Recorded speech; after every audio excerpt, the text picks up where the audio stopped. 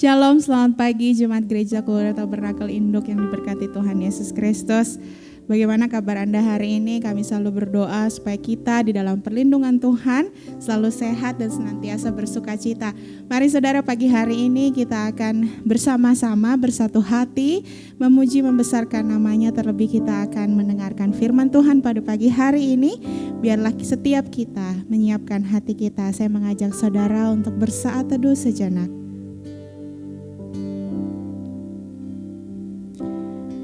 Bapa, kami mengucap syukur kepadamu Tuhan untuk penyertaan Allah yang luar biasa yang selalu kami rasakan sampai dengan hari ini. Karena sungguh Tuhan, kami tidak tahu bahwa selain Engkau Tuhan tidak ada yang lain yang menjadi kekuatan kami, menjadi penopang kehidupan kami. Pagi hari ini kami datang kepadamu Tuhan membawa seluruh kehidupan kami. Kami mau naikkan pujian penyembahan ini kepadamu Tuhan. Terima kasih Tuhan Yesus.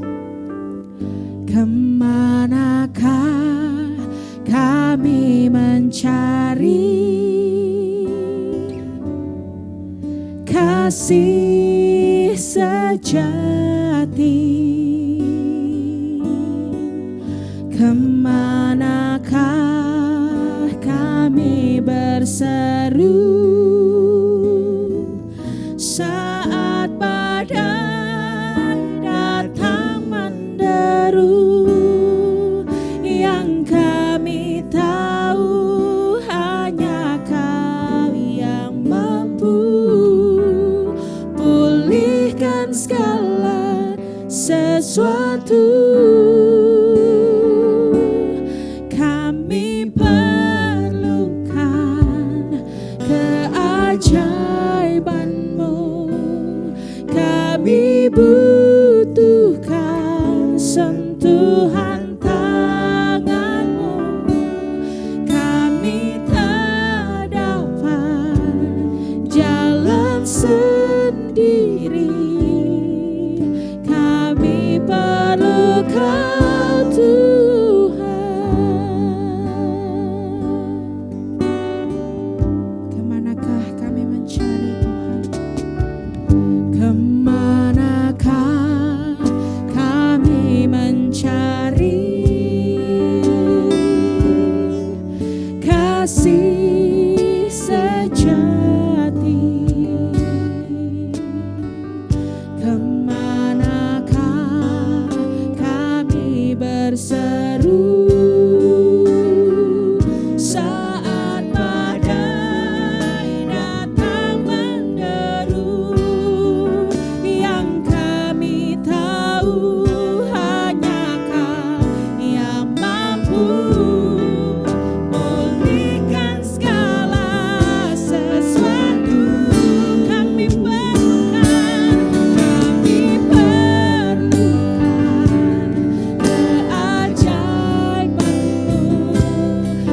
Kami butuhkan sentuhan tangan-Mu. Kami tak dapat jalan sendiri. Kami perlu Kau Tuhan. Kami perlukan keajaiban-Mu. Kami butuhkan sentuhan tangan-Mu. Kami tak dapat jalan sendiri.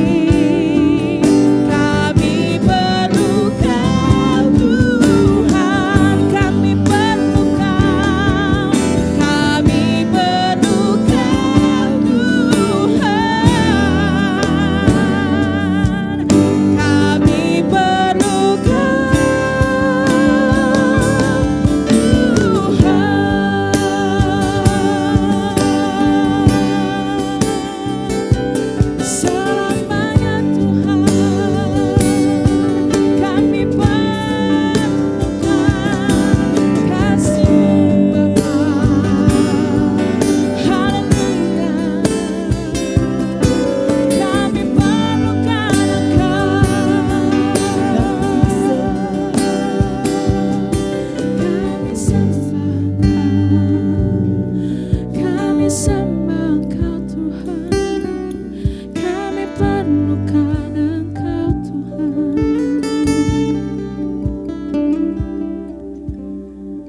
Di sepanjang kehidupan kami Tuhan, kami hanya perlu Engkau Tuhan membimbing kami, memegang tangan kami terus Tuhan dalam menjalani setiap kehidupan kami dari hari ke hari. Kami membutuhkan kasih setia-Mu Tuhan di dalam kehidupan kami. Kami perlukan keajaiban-Mu Tuhan untuk pemulihan bagi kami Tuhan. Terima kasih Tuhan, terima kasih kalau kami ada sampai dengan hari ini. Itu semua karena anugerah Tuhan bagi kami semua Tuhan.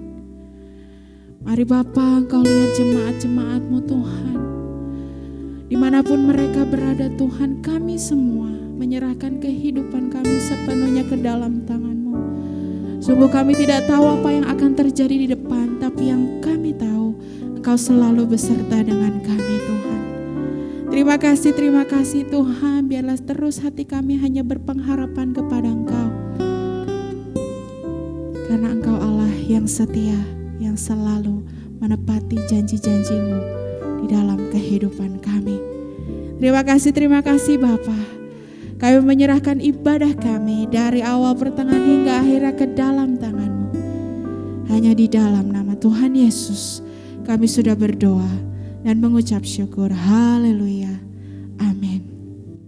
Mari saudara, kita mau puji Allah kita karena Dia Tuhan yang sanggup menyediakan dan melakukan segala perkara. Allah sanggup.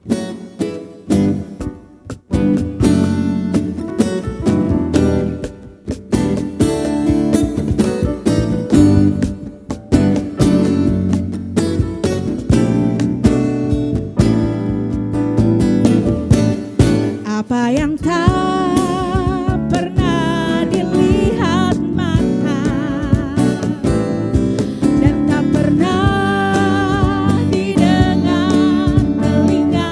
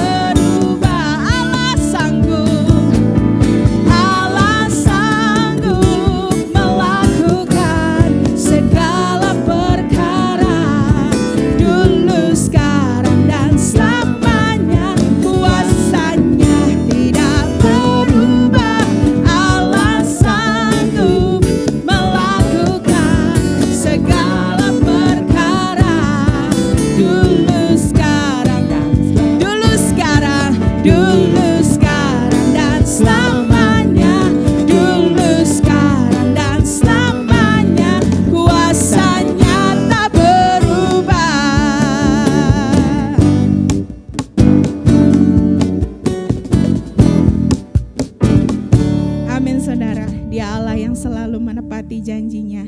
Dialah yang sanggup memberikan segala ketenangan, sukacita di dalam kehidupan kita. Mari saudara, kita mempersiapkan hati kita untuk kita mendengarkan firman Tuhan.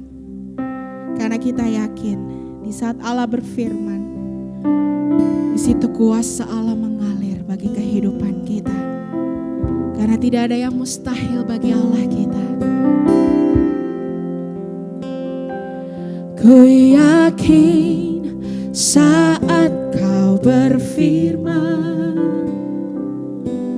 ku menang saat Kau bertindak. Hidupku hanya ditentukan oleh perkataanmu. Ku aman karena Kau menjaga. Ku kuat karena Kau menopang. Hidupku hanya ditentukan oleh kuasa-Mu.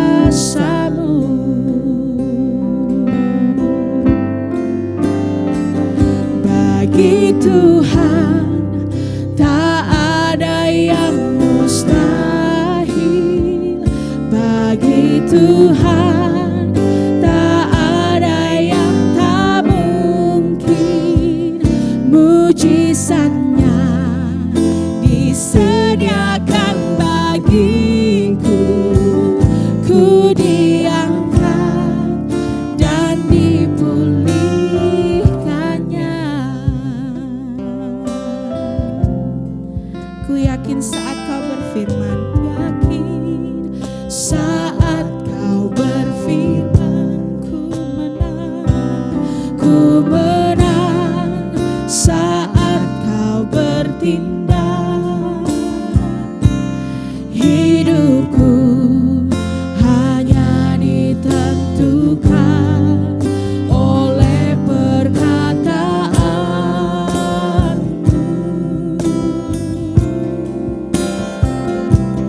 Ku aman karena Kau menjaga. Kami kuat Tuhan.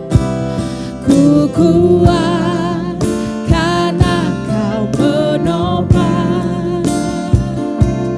Hidupku hanya ditentukan oleh kuasa-Mu.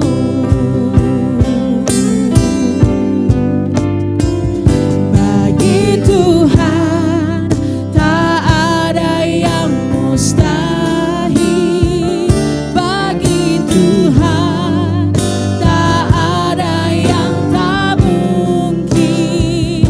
Mujizatnya disediakan bagiku. Ku diangkat dan dipulih. Bagi Tuhan tak ada yang mustahil. Bagi Tuhan tak ada yang tak mungkin. Mujizatnya disediakan bagiku. Ku diangkat dan dipulih. Mujizatnya disediakan bagiku. Ku diangkat dan dipulih. Mujizat-Mu disediakan bagiku. Ku diangkat dan dipulihkannya. Haleluya. Mujizat-Mu Tuhan kami perlukan. Kami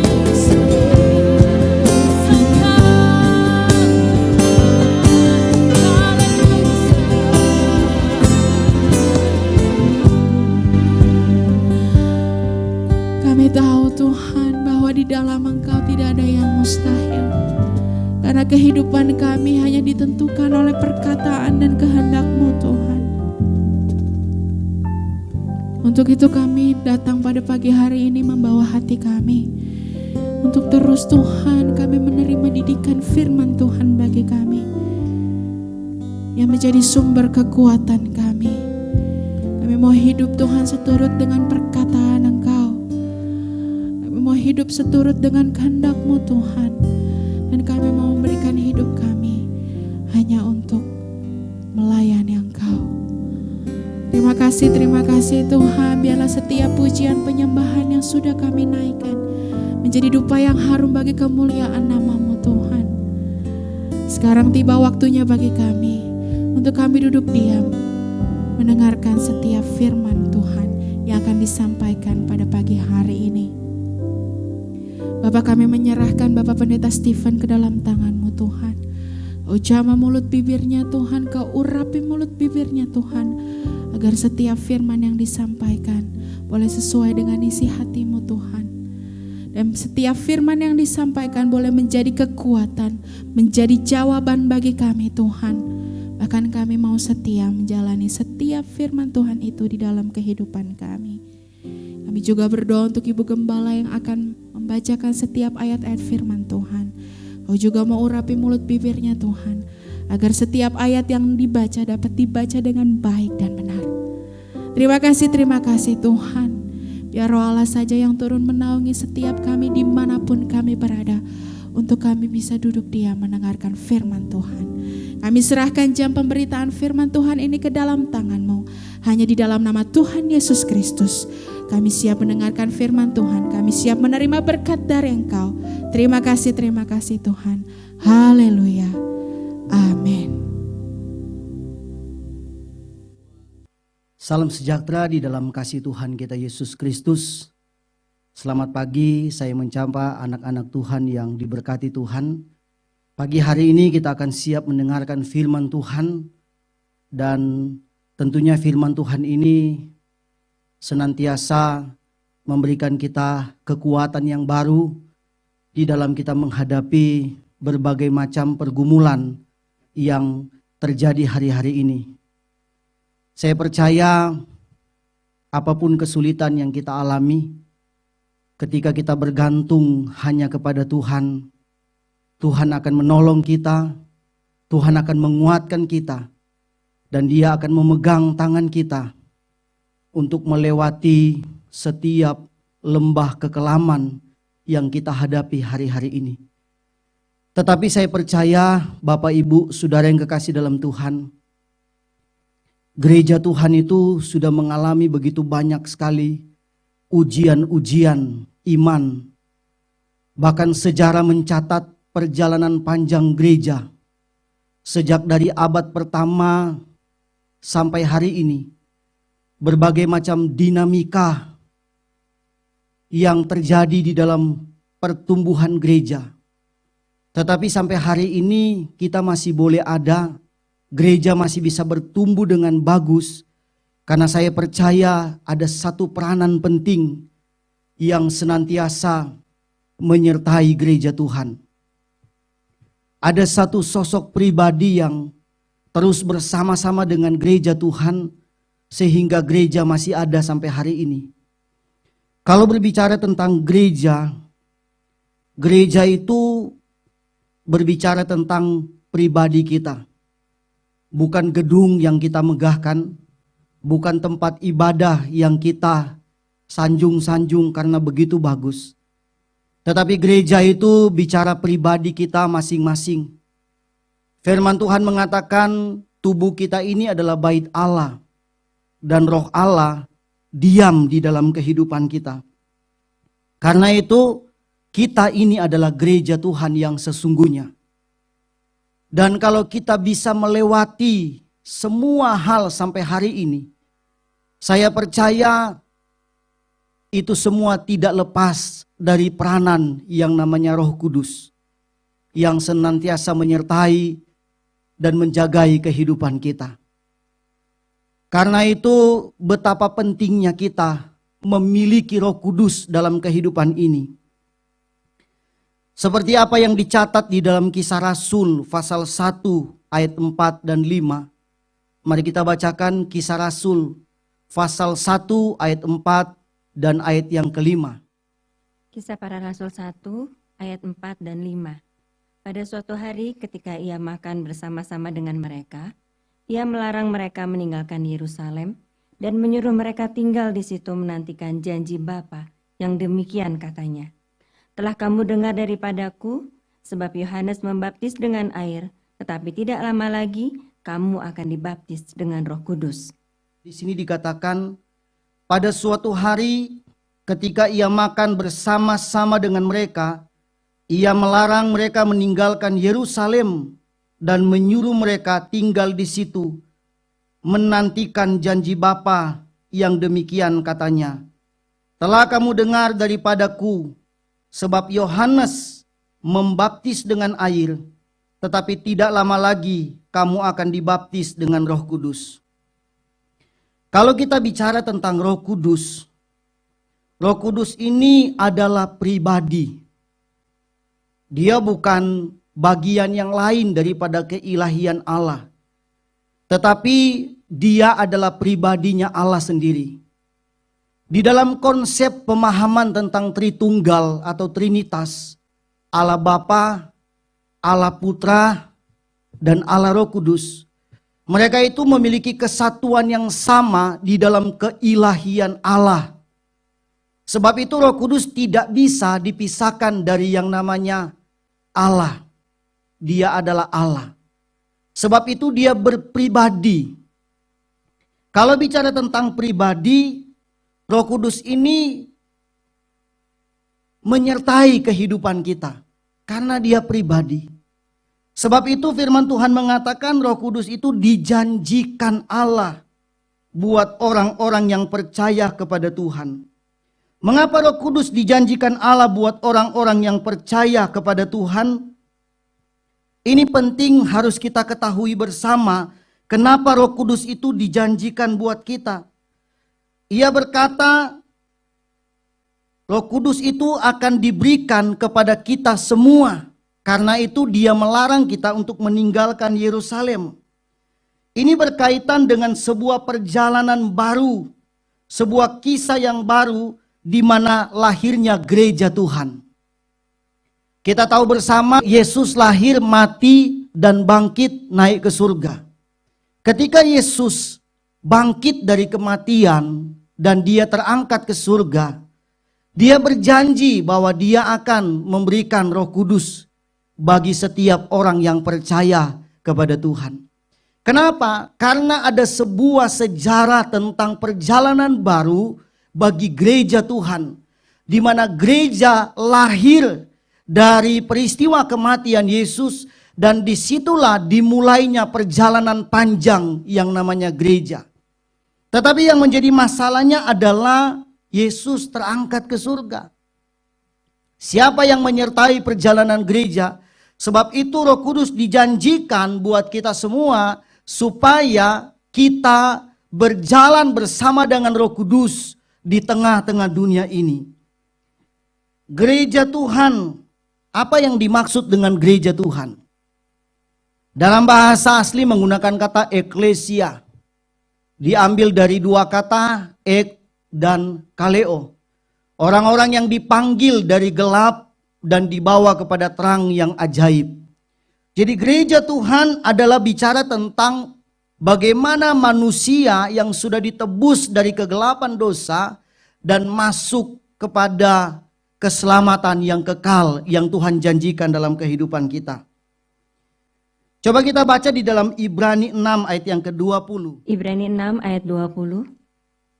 Di mana Yesus telah masuk sebagai perintis bagi kita ketika ia menurut peraturan Melkisedek menjadi imam besar sampai selama-lamanya. Di dalam Ibrani 6 ayat yang ke-20 di sini dikatakan di mana Yesus telah masuk sebagai perintis bagi kita ketika ia menurut peraturan Melkisedek menjadi imam besar sampai selama-lamanya. Jadi Yesus itu yang merintis gereja Tuhan. yang membangun gereja kemudian berada sampai hari ini oleh karena karya penebusan Kristus di atas kayu salib. Dia memulai sebuah perjalanan yang baru dalam sebuah kehidupan manusia, di mana manusia yang tidak tahu mau beriman kepada siapa, kepada Tuhan yang sesungguhnya. Kemudian dia memberikan konsep pemahaman tentang satu keyakinan yang baru akan keselamatan yang sesungguhnya. Tetapi di dalam perjalanan gereja tidak mudah untuk menjalani gereja ini atau menjalani kehidupan kita. Karena tentunya ada banyak persoalan, permasalahan yang akan kita hadapi. Sebab itu Roh Kudus dijanjikan buat kita, dan Roh Kudus itulah yang akan memberikan kepada kita kekuatan. Atau Roh Kudus itu menjadi benteng utama di dalam kehidupan kita ketika kita menjalani kehidupan ini. Roh Kudus itulah yang menjadi penolong di dalam kehidupan kita ketika kita menjalani kehidupan rohani kita di muka bumi ini. Perjalanan gereja sehingga kita mengalami satu pertumbuhan. Jadi Roh Kudus itu yang akan membuat kita mengalami satu yang namanya pertumbuhan rohani yang baik. Tidak ada pertumbuhan gereja tanpa peranan Roh Kudus dalam kehidupan gereja. Kita harus percaya itu karena Roh Kudus itulah sangat penting dalam kehidupan kita. Kalau kita baca di dalam Kisah Para Rasul pasal yang kedua ayat 41, Kisah Para Rasul 2 ayat yang ke-41. Kisah Para Rasul 2 ayat 41.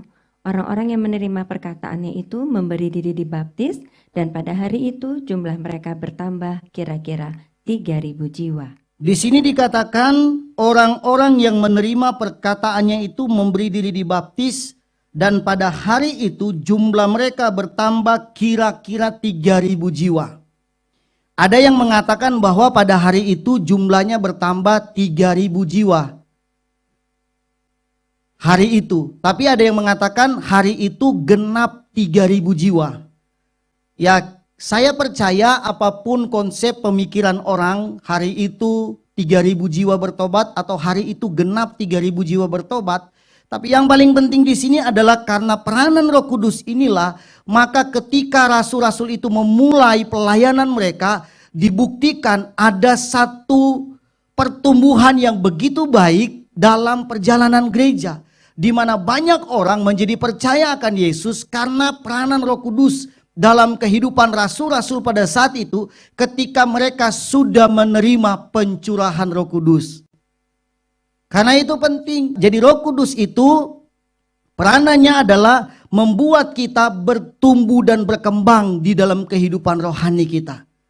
Kalau kita tidak punya Roh Kudus, kita tidak akan mengalami yang namanya pertumbuhan iman, pertumbuhan rohani kita. Kita akan berada pada satu titik saja, kita stagnan di dalam perjalanan hidup kita. Kita tidak akan mengalami pengalaman-pengalaman mujizat, pengalaman-pengalaman yang indah bersama dengan Tuhan. Karena kehidupan kita kering, kehidupan kita tidak mengalami yang namanya pencurahan Roh Kudus. Karena betapa pentingnya Roh Kudus, tidak hanya itu saja, Roh Kudus menjadi benteng utama dalam kehidupan kita. Kita tahu bersama gereja abad pertama itu mengalami begitu banyak sekali persoalan dan pergumulan yang begitu luar biasa. Mereka mengalami tekanan, mereka mengalami intimidasi, mereka dianiaya, mereka ditolak habis-habisan pada saat itu. Bahkan di dalam Kisah Rasul pasal yang ke-7 dicatat pertama kali terjadinya aniaya di kalangan rasul-rasul ketika Stefanus ditangkap dan dirajam dengan batu sampai mati. Kita lihat, gereja mulai diperhadapkan pada satu situasi yang tidak mengenakkan. Tetapi itu tidak menghentikan perjalanan hidup mereka. Tidak menghentikan langkah mereka untuk terus bergerak memberitakan Injil. Kenapa? Karena ada Roh Kudus yang menjadi benteng utama dalam kehidupan mereka. Yang membuat mereka tidak takut menghadapi ancaman bahaya apapun. Ketika mereka menjalani pelayanan mereka yang ditugaskan Tuhan di dalam kehidupan mereka. Gereja itu diwarnai dengan begitu banyak penolakan.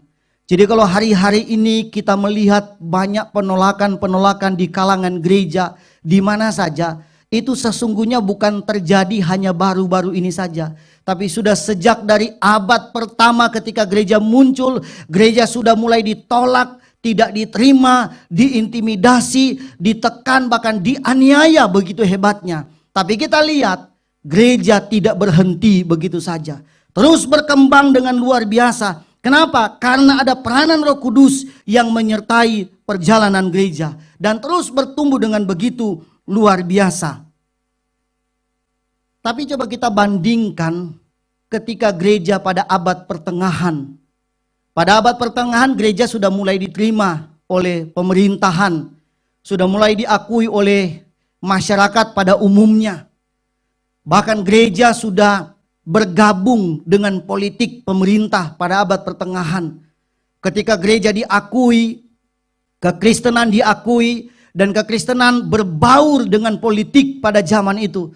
Justru di sana terjadi yang namanya dekadensi atau kemerosotan, penurunan gereja pada waktu itu. Secara kuantitas bahkan kualitas rohani terjadi penurunan. Kenapa? Karena Roh Kudus ini tidak menjadi peranan penting lagi dalam perjalanan gereja. Mereka mungkin berpikir mereka sudah ada pada zona nyaman, tidak ditolak lagi, tidak diintimidasi, tidak dianiaya, segala sesuatu berjalan dengan lancar, segala sesuatu berjalan dengan baik, ada perlindungan dari kepemerintahan yang ada pada zaman itu. Sehingga peranan Roh Kudus ini tidak menjadi penting dalam kehidupan mereka. Maka di sana justru terjadi kemerosotan yang begitu hebat di dalam pertumbuhan gereja. Tapi gereja tetap ada sampai hari ini. Sampai tiba pada abad yang ke-16. Pada abad yang ke-16 di mana lahirlah seorang yang bernama Martin Luther, seorang bapa reformasi, melakukan satu gerakan reformasi yang begitu besar di kalangan gereja, mengembalikan gereja pada esensi yang sebenarnya atau pada prinsip yang sebenarnya di dalam keimanan terhadap Tuhan, beriman sungguh, mengandalkan Roh Kudus dalam kehidupan perjalanan gereja, sehingga terjadi satu perubahan yang luar biasa. Tapi Martin Luther pun tidak luput. Ketika dia mulai melakukan gerakan-gerakan reformasi, dia pun mengalami ancaman yang luar biasa dalam perjalanan hidupnya. Tapi justru dengan itu gereja kembali kepada sistem yang sesungguhnya, di mana kita beriman kepada Tuhan, kita percaya kepada Yesus Kristus, kita mengandalkan Roh Kudus di dalam kita menjalani kehidupan ini. Itulah peranan Roh Kudus yang penting. Maka sampai hari ini, sampai abad 21 ini, kita melihat gereja sudah merambah sampai ke seantero bumi ini. Dan kita melihat makin banyak orang yang percaya, bertobat, menerima Yesus Kristus sebagai Tuhan dan Juru Selamat. Karena itu tidak lepas dari yang namanya peranan Roh Kudus dalam kehidupan gereja Tuhan. Sebab itu kita pentingnya untuk mengandalkan Tuhan dan benar-benar mau menerima Roh Kudus di dalam kehidupan kita, supaya Roh Kudus itu yang akan membuat kita bersemangat di dalam menghadapi segala sesuatu. Oleh karena itu betapa pentingnya Roh Kudus kita miliki dalam kehidupan kita. Betapa pentingnya Roh Kudus itu ada di dalam kehidupan kita. Karena itu kita mendengarkan apa yang dicatat di dalam firman Tuhan. Apa yang harus kita lakukan untuk menerima Roh Kudus dalam kehidupan kita? Kita baca di dalam Lukas 24 ayat yang ke-49. Lukas 24 ayat 49. Dan aku akan mengirim kepadamu apa yang dijanjikan Bapakku. Tetapi kamu harus tinggal di dalam kota ini sampai kamu diperlengkapi dengan kekuasaan dari tempat tinggi. Dikatakan di sini, dan aku akan mengirim kepadamu apa yang dijanjikan Bapakku. Tetapi kamu harus tinggal di dalam kota ini, garis bawahi kamu harus tinggal di dalam kota ini sampai kamu diperlengkapi dengan kekuasaan dari tempat yang tinggi. Pertanyaannya, tinggal di dalam kota ini kota apa? Tinggal di dalam kota ini kota apa? Itu dijelaskan di dalam Kisah Rasul pasal 1 ayat yang keempat yang sudah kita bacakan tadi. Mari kita bacakan lagi Kisah Para Rasul 1 ayat yang keempat. Kisah Para Rasul 1 ayat 4. Pada suatu hari ketika ia makan bersama-sama dengan mereka, ia melarang mereka meninggalkan Yerusalem dan menyuruh mereka tinggal di situ, menantikan janji Bapa yang demikian katanya. telah kamu dengar daripadaku. Dikatakan di sini ketika ia makan bersama-sama dengan mereka, ia melarang mereka meninggalkan Yerusalem dan menyuruh mereka tinggal di situ untuk menantikan janji Bapa. Jangan meninggalkan Yerusalem. Jadi kota tadi dalam Injil Lukas itu merujuk kepada Yerusalem. Dia melarang mereka untuk tidak meninggalkan Yerusalem. Kenapa? Karena disitulah janji Bapa akan digenapi dalam kehidupan gereja Tuhan. Kalau kita sedikit melebar bicara tentang Yerusalem, Yerusalem ini adalah sebuah gambaran. Pada waktu itu Yerusalem, kota Yerusalem lah yang memang di mana janji Bapa itu diturunkan, yaitu pencurahan Roh Kudus. Tapi sekarang kita tidak mungkin pergi ke Yerusalem. Ya kan? Tidak mungkin setiap tahun orang menantikan janji Bapa itu di Yerusalem. Jadi semua sama-sama pergi ke Yerusalem. Sewa pesawat begitu ya, kapal laut yang besar karena nggak mungkin pesawat. Berarti kita berangkatnya berbulan-bulan sebelum peristiwa pencurahan Roh Kudus. Yerusalem ini memberikan gambaran rohani dalam kehidupan kita. Yerusalem ini bicara tentang kotanya Tuhan, takhta atau tempatnya Tuhan bertakhta. Karena firman Tuhan menjelaskan pada bagian-bagian ayat yang lain, Yesus naik ke surga, terangkat ke surga di kota Yerusalem. Dan di tempat yang sama di mana dia terangkat ke surga, di situ dia akan turun dan datang kembali. Artinya Yerusalem menggambarkan tempatnya Tuhan. Nah, dalam makna rohani, tempatnya Tuhan itu secara rohani tidak hanya di Yerusalem, tapi di mana kita berlutut menyembah Tuhan, di mana kita membangun persekutuan dengan Tuhan, di situ Tuhan hadir dalam kehidupan kita. Karena itu firman Tuhan bilang, di mana ada 2 atau 3 orang berkumpul atas nama Tuhan, di situ Tuhan hadir. Jadi di mana tempat kita menantikan janji Bapa? Di Yerusalem, di dalam persekutuan yang indah dengan Tuhan. Karena itu bangunlah persekutuanmu dengan Tuhan. Karena hanya dengan membangun persekutuan kita dengan Tuhan, kita akan menerima janji Bapa yang dijanjikan dalam kehidupan kita. Gereja Tuhan yang tidak melakukan persekutuan dengan Tuhan, sekali lagi gereja ini bukan secara bangunan fisik, tapi gereja ini adalah bicara tentang kehidupan rohani kita. Gereja yang tidak mengalami atau tidak menjalankan persekutuan dengan Tuhan, gereja itu tidak akan mengalami yang namanya pencurahan Roh Kudus. Jadi tunggu di Yerusalem. Membangun persekutuan bersama dengan Tuhan di Yerusalem. Dalam Kisah Rasul pasal yang kedua dijelaskan, ketika murid-murid itu mendengarkan perkataan Yesus itu, mereka kembali ke Yerusalem atau kembali ke tempat mereka naik ke ruang atas dan mereka mulai melakukan persekutuan di sana. Mereka mulai melakukan yang namanya mezbah doa di sana untuk menantikan janji Bapa. Kalau kita hubungkan dengan situasi hari-hari ini, saya pikir ada positifnya dengan keadaan zaman sekarang ini, di mana kita lebih banyak waktu di rumah untuk bersekutu dengan Tuhan. Walaupun demikian, saya tidak mengatakan kayaknya butuh kondisi seperti ini untuk membuat kita dekat dengan Tuhan. Tidak juga seperti itu. Tapi ada maknanya. Ketika kita disuruh diam di rumah saja, itu kita diamnya ngapain di rumah? Diam dalam kondisi pusing, bingung, stres. Diam dalam keadaan semakin kacau, aduh besok kita mau ngapain, sampai kapan peristiwa ini akan terjadi. Kita makin stres ini, makin tegang di rumah nih. Atau kita diam bersekutu dengan Tuhan. Ya, tergantung Bapak Ibu saudara yang kekasih dalam Tuhan, apa yang kita lakukan ketika kita ada di rumah.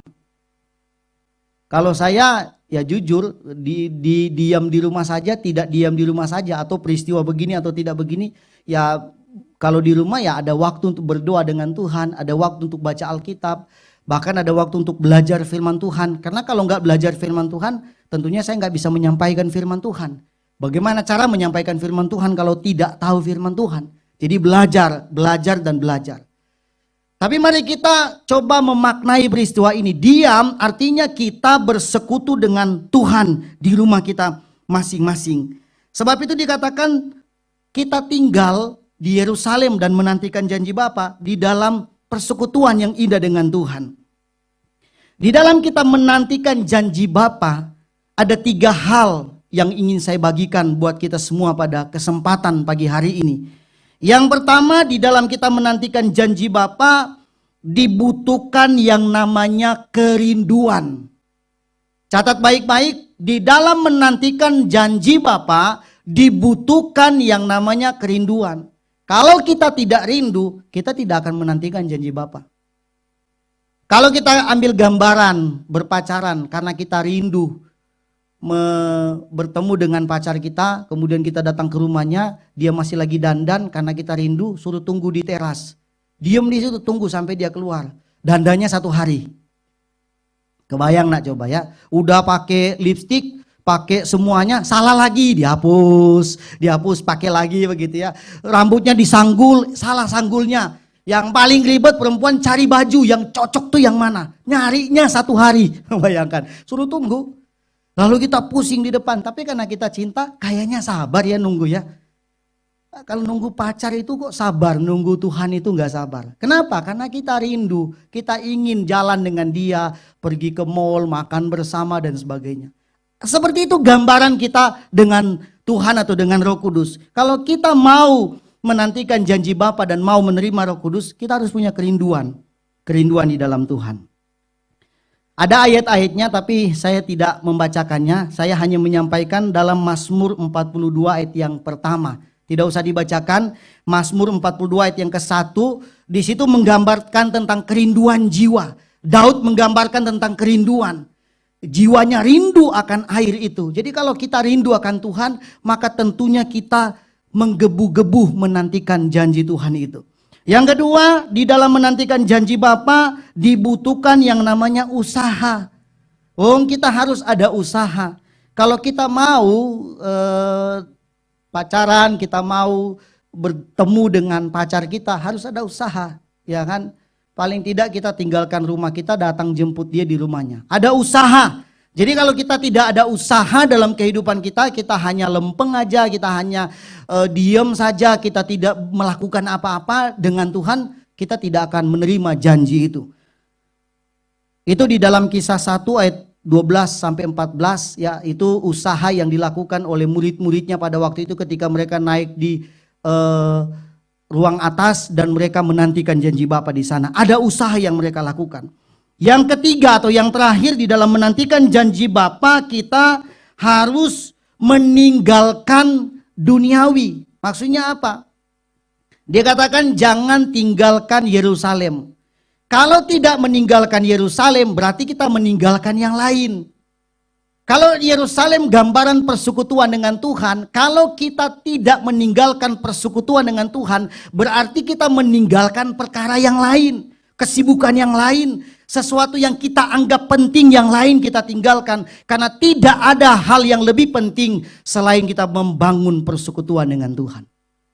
Jadi itu gambaran meninggalkan perkara-perkara duniawi. Kalau kita masih lebih kuat, lebih cenderung, lebih suka akan hal-hal duniawi, Roh Kudus tidak akan menempati kehidupan kita.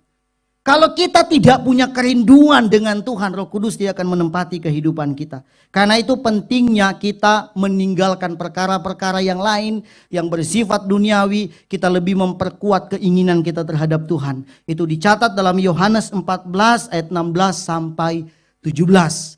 Ya, jadi kita tidak boleh meninggalkan Yerusalem.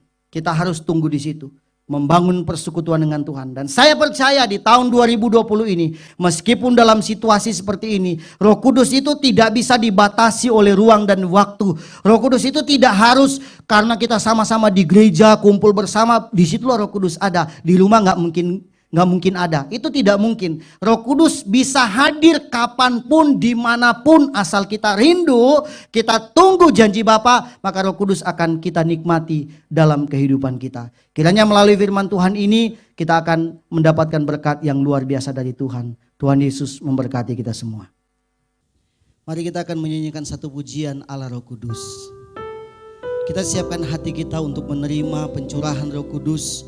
Roh Kudus yang akan mengubah kehidupan kita, Roh Kudus yang akan senantiasa menyertai perjalanan hidup kita. Apapun yang terjadi hari-hari ini, saya percaya kalau kita punya Roh Kudus, Dia akan menghibur setiap kehidupan kita. Haleluya. Allah Roh Kudus,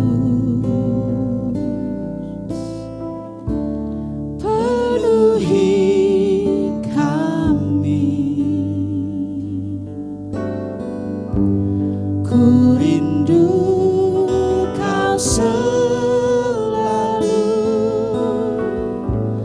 dalam hidupku. Allah Roh Kudus, ubah hatiku,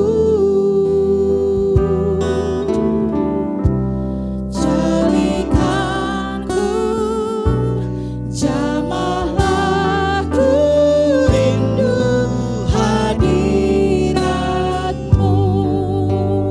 Ku sembah Kudus, Kudus, Kuduslah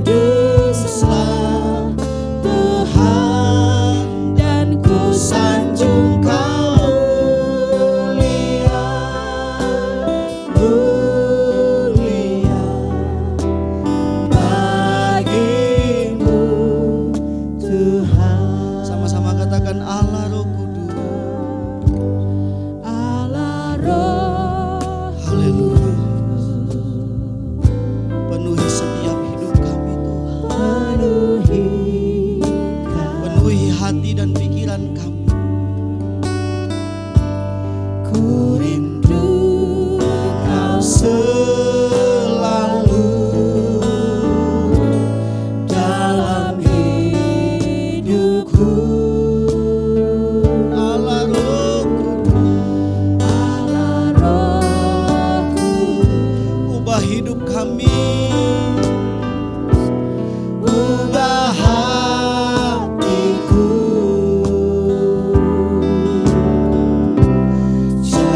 jadikanku jamahlah, ku rindu hadirat. Katakan ku sembah, Ku sembah Kudus,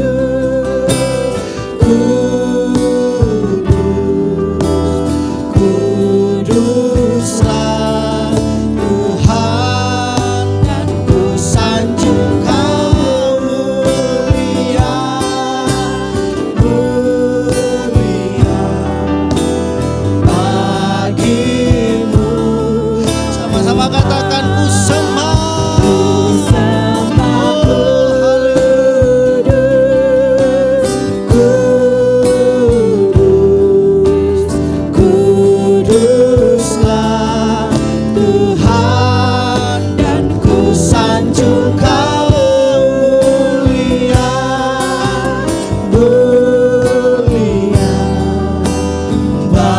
bagi-Mu. Sembah, ku sembah. Ku sembah Kudus, Kami menyembah Engkau. Kami menaikkan setiap pujian kami di hadapan. Tuhan, Kiranya Engkau dimuliakan. Oh, haleluya. bagi-Mu. Sekali lagi katakan ku sembah Kudus. Sembah Kudus, Terima kasih Tuhan. Kuduslah Tuhan, dan ku sanjung Kau mulia, mulia bagi-Mu Tuhan.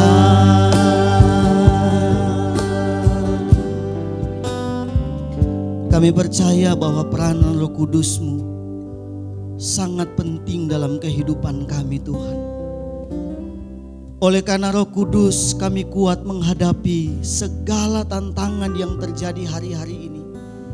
Roh Kudus yang menghibur kami, Roh Kudus yang menguatkan kami, Roh Kudus yang memampukan kami di dalam kami menjalani semua perjalanan rohani kami ini Tuhan. Meskipun di tengah-tengah tantangan global Tuhan, kami menghadapi berbagai macam ketakutan Tuhan yang mengerikan terjadi hari-hari ini. Kami hanya berserah kepada-Mu Tuhan Yesus, dan kami percaya perlindungan kami hanya di dalam Tuhan.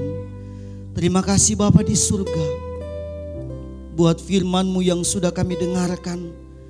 Biarlah firman Tuhan ini terus memberikan kekuatan yang baru dalam kehidupan kami. Terima kasih Bapa di surga. Terima kasih Tuhan. Di dalam nama Tuhan Yesus Kristus kami berdoa. Haleluya. Amin.